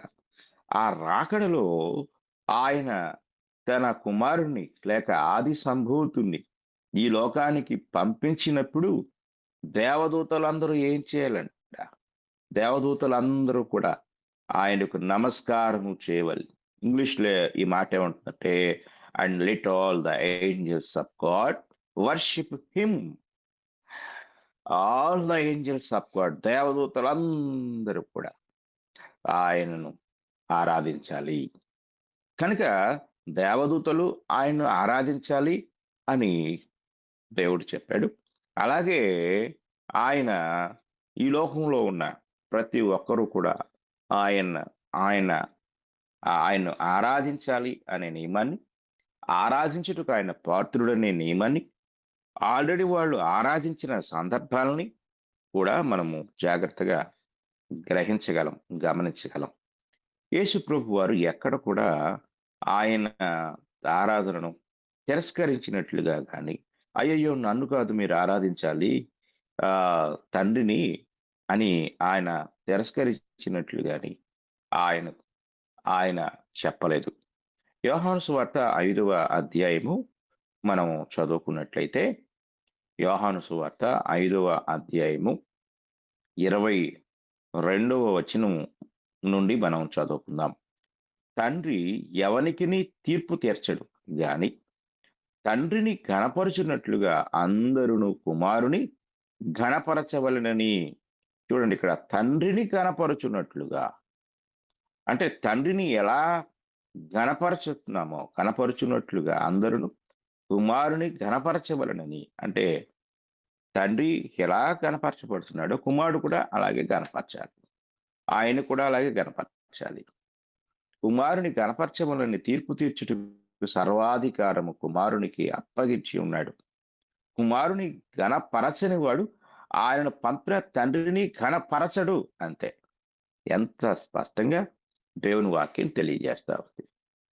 కనుక కుమారుని తండ్రిని గనపరిచినట్లుగా కుమారుని గనపరచాలి. ఇక్కడ ఎంతో స్పష్టంగా చెప్తున్నాడు, కుమారుని గనపరచని వాడు తండ్రిని కూడా గనపరచినట్లే. ఎంత స్పష్టమైన అవగాహన పరిశుద్ధాత్ముడు మనకు అనుగ్రహిస్తూ ఉన్నాడు. కనుక సమస్త మహిమ ఘనతలకు తండ్రి ఎలాగా పాత్రుడుగా ఉన్నాడో నిస్సందేహంగా నిర్వివాదముగా యేసుక్రీస్తు వారు కూడా సమానమైన అర్హతను ఆయన కలిగి ఉన్నాడు. సమానముగా ఆయన ఆరాధించబడుతూ ఉన్నాడు.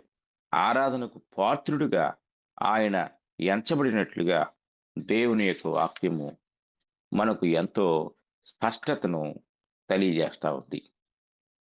కనుక మనము ఈ మాటలు ఆలోచించినట్లయితే యేసుక్రీస్తు వారు ఆరాధించబడ్డారు, ఆరాధనకు పాత్రుడుగా ఉన్నారు. ఆయనకు మ్రొక్కినప్పుడు కానీ నమస్కరించినప్పుడు కానీ ఆయన ఎక్కడా కూడా తిరస్కరించలేదు అనే సత్యాన్ని మనము చాలా జాగ్రత్తగా పరిశీలించవలసిన వారమై ఉన్నాము. కనుక దేవుని వాక్యాన్ని మనం పరిశీలించినట్లయితే ఈ సత్యం ఎంతో మనకి స్పష్టంగా తెలియచేస్తూ నిర్గమకాండము 20:3 ఒక ఖండితమైన ఆజ్ఞ కనపడుతుంది. ఏమిటి అంటే, నేను తప్ప వేరొక దేవుడు నీకు ఉండకూడదు. పైన ఆకాశం అందే కానీ, క్రింది భూమి అందే కానీ, భూమి క్రింద నేల ఎందే కానీ ఉండు దేని రూపమునైనను విగ్రహమునైనను నీవు చేసుకొనకూడదు. వాటికి సాగిల పడకూడదు, వాటిని పూజింపకూడదు. ఇది జాగ్రత్తగా గమనించాలి. అంటే సాగిల పడటము, పూజించటము అనేది ఆయనకు మాత్రమే ఇది. కానీ ఆయా సందర్భాల్లో క్రొత్త నిబంధనలు మనం చూసినప్పుడు అనేక పర్యాయములు యేసుక్రీస్తు వారు వారికి చాలా మంది సాగిల పడ్డారు, నమస్కరించారు, మ్రొక్కారు. ఇదంతా కూడా ఒక్క మాట వర్షిప్ అనే మాటలో ఉంది. దానిని ఆయన ఎన్నడూ కూడా నిరాకరించలేదు. ఎందుకంటే దానికి ఆయన పాత్రుడై ఉన్నాడు, అర్హుడై ఉన్నాడు. కనుక ఒకవేళ అలాగా ఎవరైనా చేస్తూ ధర్మశాస్త్రంలో ఉన్న ఈ ఆజ్ఞను అతిక్రమిస్తున్నప్పుడు యేసుక్రీస్తు వారు శాస్త్రులు పరిశీలు చేసే అతిక్రమణను తీవ్రంగా ఖండించారు.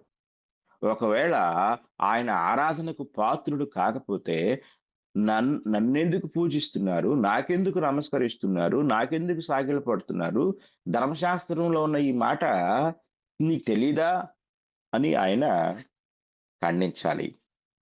జాగ్రత్తగా మనం గమనించాలి. అపవాది ప్రభు అయిన యేసుక్రీస్తు వారిని ఆయన ఇలాగ శాసిస్తూ ఉన్నారు.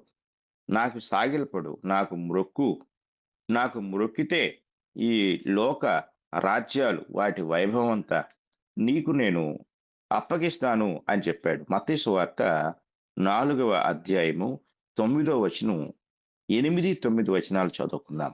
మరలా అపవాది మిగుల ఎత్తైన ఒక కొండ మీదికి ఆయనను తోడుకొని పోయి ఈ లోక రాజ్యములన్నిటినీ వాటి మహిమను ఆయనకు చూపి, నీవు సాగిలపడి నాకు నమస్కారము చేసిన యెడల వీటినన్నిటినీ నీకిచ్చిదనని ఆయనతో చెప్పగా, యేసు వానితో, సాతానా పొమ్ము, ప్రభు అయిన నీ దేవునికి మ్రొక్కి ఆయనను మాత్రము సేవింపవలెను అని వ్రాయబడి ఉన్నదనను. అదే నిర్గమకాండం.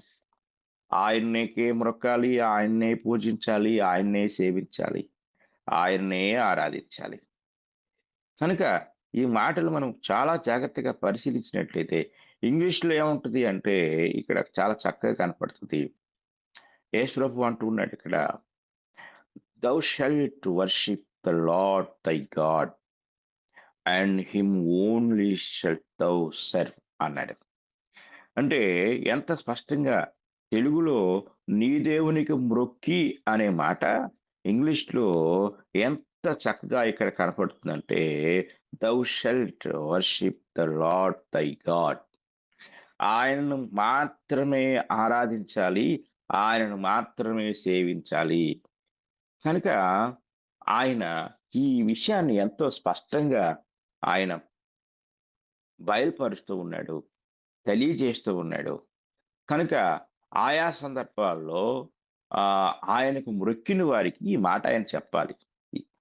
ఏం చెప్పాలంటే, ప్రభు అయిన నీ దేవునికి మొక్కి ఆయన మాత్రమే సేవించవలన ఉంటే మీరు నాకెందుకు మొక్కుతున్నారు, నన్నెందుకు సేవిస్తున్నారు అని మీకు తెలియదా, మీ లేఖనాల్లో లేదా, మీ ధర్మశాస్త్రంలో రాయబడలేదా అని వారిని ఏం చేయాలి? తిరస్కరించాలి, ఖండించాలి. కానీ ఎక్కడ యేసు ప్రభు వారు ఆయనను ఆయనకు మొక్కిన వారితో, ఆయన్ను ఆయనకు సాగిలపడిన వారితో ఎక్కడా కూడా ఆయన చెప్పలేదు. ఇది చాలా జాగ్రత్తగా గమనించాలి. దేవుని వాక్యాన్ని మనం పరిశీలన చేసినట్లయితే ఫిలిప్పీలకు రాసిన పత్రిక 2వ అధ్యాయము మనం ఒకసారి చదువుకుందాం.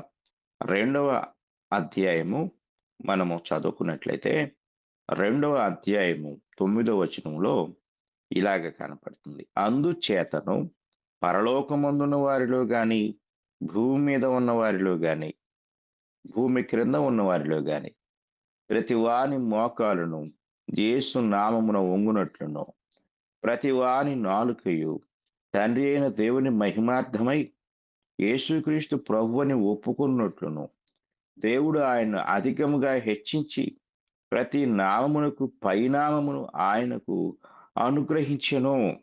ఇది ఇన్కార్నేషన్ తర్వాత, అంటే ఆ యొక్క శరీరధారిగా ఈ లోకంలో ఆయన జీవించి మరణించిన తర్వాత యేసుక్రీస్తు ప్రభువారికి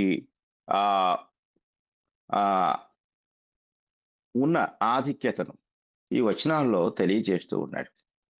ఇక్కడ చాలా జాగ్రత్తగా మనం గ్రహించవలసిన విషయం ఏంటంటే, కొందరు పొరపాటు పడుతున్న విషయం ఏంటంటే, పై వచనంలో అంటే 8వ వచనంలో మరియు ఆయన ఆకారమందు మనుషుడిగా కనపడి మరణం పొందినంతగా, అనగా శిలువ మరణం పొందినంతగా విధేయత చూపిన వాడై తను తాను తగ్గించుకొనెను.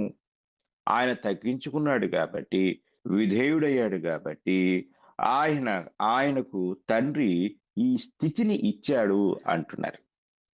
ఇక్కడ ఒక విషయాన్ని మనం గ్రహించాలి. ఏమిటి అంటే, ఆరాధనకు పాత్రుడు కాని వానికి ఆరాధన పొందే అర్హత లేదు. ఇది మనం చాలా జాగ్రత్తగా గ్రహించాలి. అంటే ఆల్రెడీ ఆయన ఆరాధించబడుతూ ఉన్నాడు. అయితే ముల్లోకాలలో ఆయన ఆరాధనకు పాత్రుడిగా తండ్రి స్థిరపరుస్తూ ఉన్నాడు ఈ విషయాన్ని. ఇది జాగ్రత్తగా మనం గ్రహించాలి. ఈ ఆరాధన అనేది, లేక నమస్కరించుట అనేది, లేక ఆ ప్రతి వాని నాలుకయు అంటాడు ఇక్కడ, ప్రతి వాని నాలుక ఆయన్ను స్తుతించాలి అనేది తండ్రి అయిన దేవుని మహిమార్థమై. అంటే తండ్రి అయిన దేవునికి మహిమ రావాలంటే యేసుక్రీస్తు ప్రభు అని ఒప్పుకోవాలి. అంటే యేసుక్రీస్తు ప్రభు అంటే ఆల్రెడీ ఆయన ప్రభువు, ఆయన కుమారుడు కూడా ప్రభువే. ఈ సత్యాన్ని ప్రతి ఒక్కరు కూడా గ్రహించాలి. అంటే యేసుక్రీస్తు వారి యొక్క శరీర ధారణలో ఉన్న ఒక తక్కువ స్వభావాన్ని మనుషుల హృదయాల్లో చెరిపివేస్తూ తండ్రి అయిన దేవుడు ఆయన తన కుమారుని పట్ల సర్వలోకానికి ఉన్న అభిప్రాయాన్ని మార్చివేస్తూ ఆయన ఆరాధనకు పాత్రుడని, ఆయన ఎదుట ప్రతి మోకాలు కూడా వంగాలి అని, అది ఆయన తండ్రికి మహిమ కలుగుతుంది అని. అంటే ఈయనకు మోకాళ్ళు ఉనితే, ఈయన్ను ఆరాధిస్తే తండ్రికి మహిమ వస్తుంది, ఈయనకు సాగిల పడితే తండ్రికి ఘనత వస్తుంది. అంటే ఈయన భూలోకంలో ఆరాధించబడుతూ ఉన్నాడు, తండ్రి కూడా మహిమలో పాలువాడవుతున్నాడు. అంటే ఇక్కడ ఒకే విషయాన్ని ఒక వ్యక్తి పట్ల జరిగించుట ద్వారా ఆ విషయాన్ని ఇద్దరు వ్యక్తులకు ఆపాదింప చేస్తూ ఉన్నాడు. ఇది ఎంత అద్భుతమైన విషయం మనం ఆలోచించాలి. మనం క్రీస్తు ప్రభువు యొక్క మానవత్వాన్ని చూసి ఆయనను చిన్నగా చేసేసాము. అంటే మన హృదయాలలో తక్కువ స్థితిని ఆయనకి ఇచ్చాము.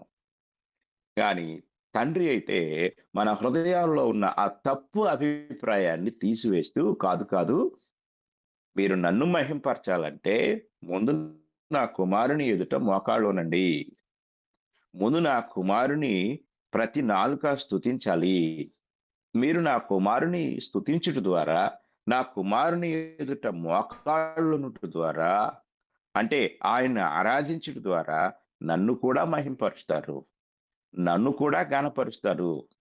ఏకకాలంలో మా ఇద్దరిని మీరు ఆరాధిస్తున్నారు, మా ఇద్దరిని మహింపరుస్తున్నారు అని తనతో తన కుమారునికి ఉన్న, తనలాగే తన కుమారునికి ఉన్న సమానత్వపు ఆ యొక్క లక్షణాలన్నింటినీ బయలుపరచుటకు ఇక్కడ ఈ మాటలు ఆయన తెలియజేస్తూ ఉన్నాడు. కనుక ఇక్కడ జాగ్రత్తగా మనం పరిశీలించితే అనుగ్రహించను అనే మాట లేని దాన్ని ఇవ్వటం కాదు, ఉన్నదానిని మనకు స్పష్టపరచటం. ఆయనకు అది లేదండి, ఇది లేదండి, ఈయన ఇచ్చాడండి, ఆయన ఇచ్చాడండి కాదండి. కొంతమంది మత్తయి సువార్త 28వ అధ్యాయంలో యేసు ప్రభు చెప్పిన మాటల్లో పరలోకమందును భూమి మీదను నాకు సర్వాధికారము ఇవ్వబడి ఉన్నది అని చెప్పినప్పుడు అది లేదు ఆయనకు, ఆయన ఇచ్చాడు కాబట్టి ఈయనకు వచ్చింది అనే తప్పు అభిప్రాయము, తప్పు అవగాహన కలిగి ఉన్నారు. కాదండి, ఇక్కడ జాగ్రత్త మనం గ్రహించాలి. నేను మీకు ముందే చెప్పాను, ఒక పోలిక, ఒక ముఖ్యమంత్రి అనే పేరు ఆయనకు ఉందంటే ఆ యొక్క అధికారపు హోదాలో ఆయన ఉన్నాడంటే ఆయనకు ఏవైతే అన్వయించబడతాయో, ఏవైతే ఆయనకు పొందటానికి అర్హంగా ఎంచబడతాయో రాజ్యాంగబద్ధంగా అవన్నీ పొందటానికి ఆయన అర్హుడు. కనుక క్రీస్తు ప్రభువు ఆయన దైవత్వాన్ని గురించి మనం నిన్నటి దినాన్ని తెలుసుకున్నాము. దైవత్వ నిరూపణ జరిగింది. ఈ దైవత్వ నిరూపణలో ఆయన ఏవేవి పొందాలో, ఏ వేటిని పొందటానికి ఆయన అర్హుడో ఇవన్నీ కూడా దేవుని యొక్క వాక్యం మనకి స్పష్టపరుస్తూ ఉంది. కనుక యేసుక్రీస్తు వారు ఆరాధనకు పాత్రుడు. ఆల్రెడీ ఆయన ఆరాధించబడ్డాడు. ఆయన ఆరాధించాలని తండ్రి భూలోకంలో ఉన్న క్రైస్తవునికి ఆజ్ఞాపించాడు. ఒకవేళ మరలా ఆయన రెండవసారి వచ్చినప్పుడు దేవదూతలందరూ ఆయన ఆరాధించాలని చెప్పాడు. అంటే మనుషులు ఆయన ఆరాధించాలి, ఆయనకి సాగిలపడాలి, ఆయనకు మొక్కాలి, ఆయన స్తుతించాలి, ప్రతి నాలుక ఆయన స్తుతించాలి. అలాగే ఇవన్నీ కూడా మనకి దేవుని వాక్యం నుండి చెప్పబడుతూ ఉన్న సంగతులు అనే సత్యాన్ని మనం స్పష్టంగా గ్రహించవలసిన వారమై ఉన్నాం. కనుక క్రీస్తు ప్రభువుని ఆరాధించే విషయంలో జరిగే పొరపాట్ల నుండి మనం దయచేసి బయటికి రావాలి అని మనం జాగ్రత్తగా ఆలోచించాలి అని నేను మీకు తెలియజేస్తూ ఉన్నాను. కనుక ఇంత స్పష్టంగా దేవుని యొక్క వాక్యము మనకు తెలియజేస్తూ ఉన్నప్పుడు మనం యేసుక్రీస్తు వారి పట్ల ఉన్న చులకన భావాన్ని దయచేసి ప్రతి ఒక్కరి హృదయంలో నుండి తొలగించాలి అని దేవుని వాక్యం సెలవిస్తుంది. కీర్తన గ్రంథము 2వ అధ్యాయము మనం చదువుకున్నట్లయితే, కీర్తన గ్రంథము 2వ అధ్యాయంలో అక్కడ మరి కీర్తనాకారుడు ఆ కీర్తన గురించి తెలియజేస్తూ ఆయన ఇలా అంటాడు, కుమారుని ముద్దు పెట్టుకొనుడి అంటాడు. కుమారుని ముద్దు పెట్టుకొనుడి, లేని యెడల ఆయన కోపించును అనే మాట మనకు కీర్తన గ్రంథంలో కనపడుతుంది. 12వ వచనంలో ఆ మాట ఉంటుంది. పైన 11వ వచనంలో చెప్తూ, భయభక్తులు కలిగి యెహోవాను సేవించుడి, గడగడ వణుకుచు సంతోషించుడి, ఆయన కోపము త్వరగా రగులుకొనును, కుమారుని ముద్దు పెట్టుకొనుడి, లేని యెడల ఆయన కోపించును అనే మాట అక్కడ మనకి కనపడుతుంది. అంటే ఆరాధనలో ఒక భాగం ఏమిటి అనేది మనం జాగ్రత్తగా పరిశీలించినట్లయితే ముద్దు పెట్టుకొనుట అనే మాట మనం జాగ్రత్తగా గ్రహించాలి. అంటే ఆరాధన అనే మాటకు ఉపయోగించబడిన పర్యాయ పదాల్లో ఒకటి ఆయనను ముద్దు పెట్టుకొనుట అనే విషయాన్ని కూడా మనం చాలా జాగ్రత్తగా గ్రహించవలసిన వారమై ఉన్నాం. అంటే ఇక్కడ కుమారుని ముద్దు పెట్టుకొనుట అనే మాట జాగ్రత్తగా మనం పరిశీలించినప్పుడు రాజుల గ్రంథం మనం ఒకసారి చదువుకుందాం. రాజుల గ్రంథానికి మనం వెళ్ళినట్లయితే రాజులు మొదటి గ్రంథం మనం చదువుకుందాం. మొదటి రాజుల గ్రంథంలో ఆ ఏలియాతో దేవుడు మాట్లాడుతూ చెప్పిన ఒక సందర్భాన్ని మనము జ్ఞాపకం చేసుకుందాం. చూడండి, ఈ ఇక్కడ ఏలియా నేను మాత్రమే మిగిలిపోయానంటాడు. 19వ అధ్యాయం 14వ వచనం. 19వ అధ్యాయం 14వ వచనంలో మనం చదువుకున్నట్లయితే, అందుకు అతడు, ఇశ్రాయేలు వారు నీ నిబంధనను త్రోసివేసి నీ బలిపీఠములను పడగొట్టి నీ ప్రవక్తలను ఖడ్గం చేత హతము చేసిరి. సైన్యములకు అధిపతియు దేవుడునకు యెహోవా కొరకు మహారోషము గలవాడనై నేను ఒకడును మాత్రమే మిగిలి ఉండగా వారు నా ప్రాణం తీసివేయుటకై చూచుచున్నారని చెప్పాను. అప్పుడు దేవుడు ఏలియాతో మాట్లాడుతూ ఉంటాడు. మాట్లాడుతూ ఆయన చెప్పిన మాట ఏంటంటే, 18వ వచనంలో, అయినను ఇశ్రాయేలు వారిలో బయలునకు మోకాళ్ళునకయు నోటితో వారిని ముద్దు పెట్టుకొనకయు నుండి 7,000 మంది నాకు ఇంకను మిగిలియుందురు అన్నాడు. అంటే ఆరాధనలో ఒక భాగము మోకాళ్ళునుట, ముద్దు పెట్టుకునుట. మరి తండ్రి ఏం చెప్పాడు? కుమారుని ముద్దు పెట్టుకొనుడి అన్నాడు. కుమారుని ఎదుట మోకాళ్ళలోనండి అన్నాడు. లేకపోతే నా కోపం వస్తుంది అన్నాడు. అంటే ప్రవచనాల్లోనే యేసుక్రీస్తు వారిని ఆరాధించమనే ఆదేశాన్ని తండ్రి అయిన దేవుడు కలిగి ఉన్నాడు. కనుక మనం జాగ్రత్తగా గమనించినట్లయితే ఆయన ఆరాధించబడాలని దేవుని యొక్క సంకల్పంలోనే, దైవికమైన ప్రవచనాల్లోనే ముందుగా చెప్పబడింది. ప్రవచనాలు ఎరిగిన వారు ఆయన దేవునిగా అంగీకరించి స్వీకరించి ఆయన ఆరాధించారు. కనుక ఈ సత్యాన్ని ప్రతి ఒక్కరూ కూడా గ్రహించి యేసుక్రీస్తు దైవత్వాన్ని తెలుసుకుంటూ ఆ దైవత్వంలోనే ఆయన ఆరాధనకు పాత్రుడని గ్రహించాలని ప్రేమపూర్వకంగా తెలియజేస్తూ ఈ మాటలు నేను ముగిస్తూ ఉన్నాను. ఇంతవరకు విన్న మీ అందరికీ నా హృదయపూర్వకమైన వందనములు తెలియజేస్తున్నాను. మీకు కూడా వందనాలు సార్. ముగింపు ప్రార్థన చేయండి. పరిశుద్ధుడు అయిన తండ్రి, ప్రేమ కలిగిన దేవా, ఈ ఘనమైన నామానికి స్తుతులు, స్తోత్రములు, కృతజ్ఞతలు చెల్లిస్తున్నాము. మా తండ్రి, ఈ యొక్క ఉదయకాల సమయంలో మా ప్రభు ఎంత ఆరాధనకు పాత్రుడో, ఆయన ఆరాధించుటలో మేము ఎంత చిన్న చూపు చూస్తున్నామో, మనుషులు ఎక్కడ తొడబడ్డారో, ఎక్కడ పొరబడ్డారో తండ్రి మీ వాక్యం ద్వారా మాకు బయలుపరిచారు. మా తండ్రి, మరి ఈ సమయంలో మీతో సమానునిగా మీ కుమారుని అనేక సందర్భాల్లో మీరు బయలుపరిచారు, హెచ్చించారు. ఈ సత్యాన్ని ప్రతి ఒక్కరూ గ్రహించే భాగ్యం దయచేయండి. సాధారణుడు ఎంతో కుయుక్తితో ఒక కుట్ర చేస్తూ ఏ నోటితో ఆయన మేము స్తుతిస్తున్నామో, పాడుతున్నామో, కీర్తిస్తున్నామో అదే నోటితో ఆయన దేవుడు కాదని అనిపించేలాగా చేసేశాడు. ఈ ప్రమాదభరితమైన కుట్ర నుండి మేము బయటకు వచ్చి మా మనోనేత్రాలు తెరుచుకొని, అయ్యో నేను పొరపాటు చేశాను, నా ప్రభువుని, నా రక్షకుణ్ణి, నా దేవుని నేను తిరస్కరించాను అని తండ్రి మీ ఎదుట పశ్చాత్తాపపడే మనస్సు అనుగ్రహించండి. మీ కుమారుని ఆరాధించాలని మీరు ఆజ్ఞాపించారనే సత్యం ఎరగని హృదయాలను తెరవండి. తండ్రి, మీకు స్తుతులు చెల్లిస్తున్నాము. తండ్రి, ఈ మాటలు విన్న అందరి హృదయాలలో కలుషితమైన, విభేదమైన ఆలోచనలు ఉంటే వాటిని తొలగించి సత్యాన్ని స్వీకరించే మంచి మనస్సు వారికి అనుగ్రహించి ప్రతి ఒక్కరూ మీ సత్యం వైపు మలుకునే భాగ్యం దయచేయండి. ప్రాముఖ్యంగా ఈ భూమి మీద ఏకైక సంఘంగా, మీరు ఆరాధించబడుతున్న సంఘంగా, మీ దైవత్వము యొక్క సంపూర్ణతను మీరు నిలిపిన ఒక ప్రత్యేకమైన ఆరాధన స్థలముగా మీరు ఏర్పరచుకున్న సంఘం ఈ విషయంలో తడబడుతూ తొట్టిల్లుతూ ఉండగా దయచేసి తండ్రి మీ సంఘానికి ఈ బుద్ధిని, జ్ఞానాన్ని దయచేయండి. వివేకం కలిగిన మనస్సును అనుగ్రహించండి. మా హృదయాల్లో క్రీస్తును ప్రభువుగా, దేవునిగా, ఆరాధనకు పాత్రునిగా ప్రతిష్ఠించే మనస్సు మాకు దయచేయండి.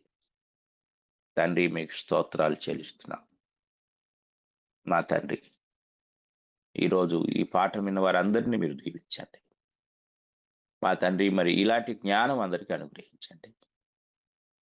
అలాగే మా తండ్రి, ఆన్లైన్ బైబిల్ ఇన్స్టిట్యూట్ కొరకైన ప్రణాళికను మేము త్వరగా జరిగించుకునే కృప దయచేయండి. దాని కొరకు పాటుపడుతూ ప్రార్థిస్తూ ప్రోత్సహిస్తున్న బిడ్డలందరినీ ఆశీర్వదించండి. అలాగే మా తండ్రి, మా గ్రూపులో ఉన్న సహోదరుల్లో కానీ, వారి కుటుంబాల్లో కానీ, వారి సంఘాల్లో కానీ ఎవరైనా బలహీనులుగా ఉంటే వారిని బలపరచండి. మంచి ఆరోగ్యాన్ని దయచేయండి. ఆసక్తి కలిగిన హృదయాలను దయచేయండి. అలాగే తండ్రి, నిర్గమకాండాన్ని బోధిస్తూ ఉన్న ఇద్దరు సహోదరులను కూడా మీరు జ్ఞాపకం చేసుకుని దీవించి ఆశీర్వదించండి. ఇంకా తండ్రి, మీ యొక్క జ్ఞానంతో ఇంకా అనేక సత్యాలు వారు వివరించే భాగ్యాన్ని ముందు రోజుల్లో వారికి అనుగ్రహించండి. వారి కుటుంబాలను మీ పరిచర్యలో వాడుకోనండి. అలాగే తండ్రి, రేపటి నుండి ప్రారంభం కాబోతున్న 2 దినాల రక్షణ సువార్త సభలను స్థానిక సంఘానికి తండ్రి, మరి ఈ ప్రాంతంలో ఉన్న వారికి, మా మధ్యకు రాబోతున్న వారికి దీవెనకరంగా, ఆశీర్వాదకరంగా జరిగించబడే కృప దయచేయండి. దాని కొరకైన వనరులను, వసతులను మీరే సమకూర్చండి. తండ్రి, మీకు స్తోత్రాలు చెల్లిస్తున్నాం. కృప కలిగిన దేవ, కనికరించమని వేడుకుంటున్నాం. మా తండ్రి, ఈ కార్యభారం అంతటిని వహిస్తూ ప్రతిదినము అందరినీ మేలుకొలుపుతూ పురుకొల్పుతూ తండ్రి, మరి ఈ భారభరితమైన పని చేస్తున్న మీ దాసుడు రవి గారిని, వారి కుటుంబాన్ని తండ్రి, మీరిచ్చిన తండ్రి సహధర్మచారిని, బిడ్డలను ఆశీర్వదించి మీ కృప చేత దీవించమని ఈ ప్రార్థన మా ప్రభువైన యేసుక్రీస్తు వారి పరిశుద్ధ నామములో అడిగి వేడుకుంటున్నాం తండ్రి. ఆమేన్.